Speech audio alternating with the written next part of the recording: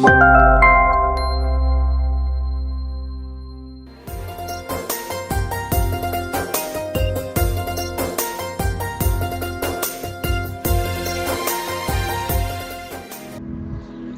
The lord.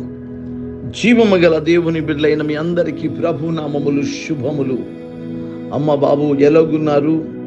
రండి, ఈరోజు దేవుని వాక్యాన్ని మనం ధ్యానం చేసుకుందాం. Today God's word for you. ఈరోజు దేవుని మాట మీ కొరకు పరిశుద్ధాత్మ దేవుడు నీతో నాతో మనతో మాట్లాడుచూ ఉండగా మనందరం కూడా దేవుని మాటను శ్రద్ధగా దేవుని మాటను విందాం. దయచేసి గమనించండి. దేవుని వాక్యం మనతో మాట్లాడుతూ ఉండగా అందరూ కూడా మనసు పెట్టి దేవుని వాక్యాన్ని శ్రద్ధగా వినాలని ప్రేమతో మీకు మనం చేసుకుంటూ ఉన్నాను.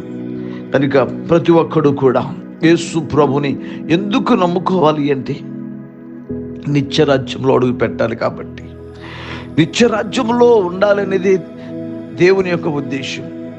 అందుకుని ప్రతి ఒక్కడు, చిన్నోడు పెద్దోడు, ఆడోళ్ళు, అన్ని వర్ణాల వారు యేసు ప్రభువే నిజమైన దేవుడు, జీవము గల దేవుడు, నిత్య జీవం ఇచ్చేవాడు యేసు అని పరిశుద్ధ గ్రంథం బోధిస్తుంది. యేసు యొక్క బోధ కూడా నేనే మార్గమును, నేనే సత్యము, నేనే జీవం అన్నారు ఆయన తప్ప వేరే మార్గము లేదు నిత్య రాజ్యం చేరుకోవాలి అంటే.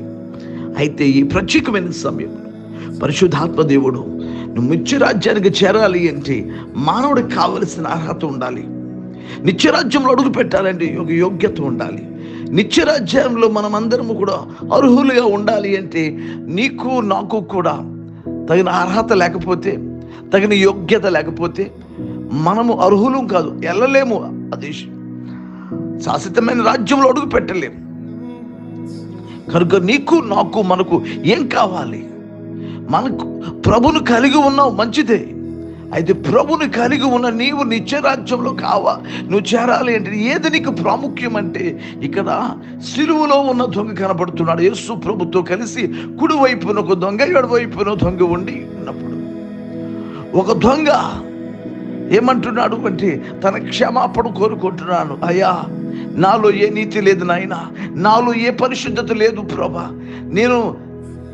నేను ఏమాత్రము నాలో పరిశుద్ధత లేదయ్యా, పవిత్రత నా జీవితం అంతా కూడా ద్రోహం చేసుకుంటూ వచ్చాను నాయనా, నన్ను మీరు క్షమించి ఒక్కసారి నీ రాజ్యములో నన్ను జ్ఞాపకం చేసుకోమని ఆ మాట ఆయన అంటాడు.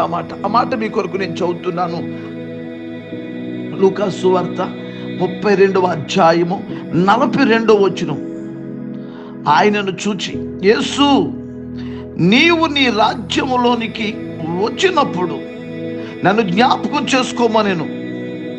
అందుకైన వారితో, నేడే నీవు నాతో కూడా పరదేశంలో ఉందువని నిశ్చయముగా నీతో చెప్పుచున్నాను నేను. వెంటనే దేవుడు క్షణాల్లో ప్రభు క్షమించాడు. నేడే నాతో కూడా పరదేశంలో నీవు ఉంటావని. దేవుడు ఏం దొరికిందంటే ఆ దొంగకి క్షమాపణ దొరికింది. దేవుడి దగ్గర ఆయన క్షమించగలిగిన దేవుడు అని చెప్పగలుగుతున్నాను. మానవుడికి కావాల్సింది ఏంటంటే దేవుడి దగ్గరకు వచ్చి క్షమాపణ వేడుకోవాలి. మాట దూరనో, మనసు దూరనో, బాట దూరనో, తలంపుల దూరనో మనం అవిధేయులుగా జీవించాం. మన అవిధేయతను క్షమించేవాడు ఆయన ఒక్కడే. నీతిమంతుడు ఒక్కడో లేదు. అందరూ పాపం చేసి దేవుడు అనుగ్రహించిన మహిమను పొందుకోలేకపోతున్నారు.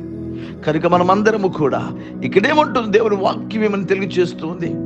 మొదటి యోహాను రాసిన పత్రిక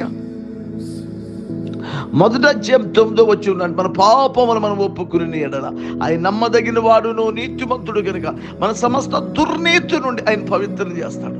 శాశ్వతమైన రాజ్యములో అడుగు పెట్టాలని నీకు నాకు అర్హత ఏంటంటే పవిత్రతయే, నీతి మాత్రమే మనల్ని ఆ రాజ్యంలోకి తీసుకువెళ్తుంది.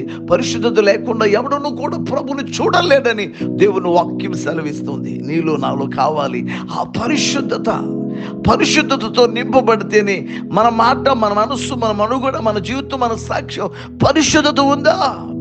నీ జీవితంలో పరిశుద్ధతను కాపాడుకున్నావా? నీ తలంపుల్లో పరిశుద్ధత, నీ మాటల్లో పరిశుద్ధత, నీ మనసులో పరిశుద్ధత, నీ చూపులో పరిశుద్ధత, నీ ఆలోచనలో పరిశుద్ధత ఉంటేనే పరలోక రాజ్యానికి చేరుకుంటావు. అదర్వైజ్ మనం ఆ రాజ్యంలో మనం వెళ్ళటానికి అర్హత ఉండదు. దయచేసి అందుకు నేను ప్రభు దగ్గర అడగాలి, నన్ను కడుగు ప్రభా.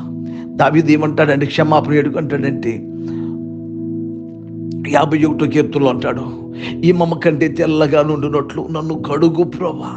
ప్రభు నిన్ను నన్ను కూడా కడగాలని ప్రభు దగ్గర ప్రతిమాలుకోవు, నన్ను కడగయ్యా, నన్ను కడుగు. నీళ్ళు నా తలంపులు, నా ఆలోచన, నా చూపు, నా మనసు, నా ఆలోచనలు రండి కడుగు నాయనా. నీ పవిత్ర రక్తముతో కడుగు ప్రభా. యేసు రక్తము ద్వారానే మనం పరిశుద్ధులు కాగలుగుతామని ప్రేమతో మనం చేసుకుంటున్నాం. ఇటు అర్హత, ఇటు యోగ్యత ఇచ్చిన వాడు ఆయన క్షమిస్తేనే తప్ప పరలోక రాజ్యంలోకి వెళ్ళాం. ఆయన దగ్గరకు వచ్చి క్షమాపణ ఏడుకోవాలి మనము. ఆయన దగ్గర ప్రతి ఒక్కడు కూడా ఏ ఆస్తి ఉన్నా, అంతస్తున్నా, కులమున్నా, గోత్రమున్నా, నువ్వు ఏ స్థితిలో ఉన్నప్పటికీ కూడా ప్రభు దగ్గరకు వచ్చి మన పాపము మనం ఆయన శిలువ దగ్గర ఒప్పుకుంటే, యేసులో శిలువలో చిందించిన రక్తమే మానవాళికి క్షమాపణ దొరుకుతుందని చెప్పగలుగుతున్నా. ఆయన నీ కోసం, నా కోసం నలగొట్టబడ్డాడు. నీకు నాకు నిత్య రాజ్యం ఇవ్వటం కొరకు మన పాపం ప్రభు దగ్గర ఒప్పుకుందాము, విడిచిపెడదాం, దైవ జీవనం పొందుకుందాం. దయచేసి ప్రార్థన చేసుకుందాం. మహాపరిశుద్ధుడా, నీకు స్తోత్రాలు. మీ రాజ్యం మేము చేరుకోవాలి అంటే ప్రభా, ఈ లోకంలో ధనం కానీ, బలం కానీ, కులం కానీ మమ్మల్ని మీ రాజ్యానికి తీసుకువెళ్ళలేదు నాయన. మా అపరాధములు మీ సన్నిధిలో మేము ఒప్పుకుని విడిచిపెట్టు వారు కావాలని మీరు కోరుకుంటున్నారు ప్రభా. ప్రభు దావీదు అంటాడు, నా పాపములను నేను కప్పుకొనక నీ సన్నిధిలో నేను వాటిని ఒప్పుకుంటున్నాను అంటున్నాడు. నిజంగా మీ సన్నిధిలో మా పాపములు ఒప్పుకుని విడిచిపెట్టే భాగ్యాన్ని ప్రతి ఒక్కరికి దయ చూపించమని ప్రార్థనలు ఏకీభవించిన బిడ్డలందరినీ దర్శించి శాశ్వతమైన రాజ్యంలో అర్హులుగా నాయనా ప్రతి ఒక్కరిని సిద్ధపరచండి. ప్రపంచ దేశాలు నెమ్మది, శాంతినివ్వండి. ఈరోజు పుట్టినరోజు, ఈరోజు పెళ్లి రోజు, ఈరోజు శుభకార్యం జరుపుకుంటున్న ప్రతి ఒక్కరికి జయము కలగాలి, శుభం కలగాలి, క్షేమం కలగాలి, అనిమిదములైన మేలు కలగాలి. దయామయుడైన యేసు మీకే కోట్ల కొలది స్తోత్రాలు చెల్లిస్తున్నాను. మీరు మాకు ఇచ్చిన గొప్ప ధన్యతను బట్టి స్తోత్రాలు చెల్లిస్తున్నాను. పరిశుద్ధ పట్టణం యెరూషలేము చుట్టూ కంచి వేసే భారతదేశం, తెలుగు రాష్ట్రాలని ప్రజలందరూ మీ సొంతం కావాలని మా ప్రార్థన. గొప్ప దేవుడైన యేసుక్రీస్తు నామములో ప్రార్థించి వేడుకుంటున్నాం ప్రేమ పరలోకపు తండ్రి. ఆమేన్.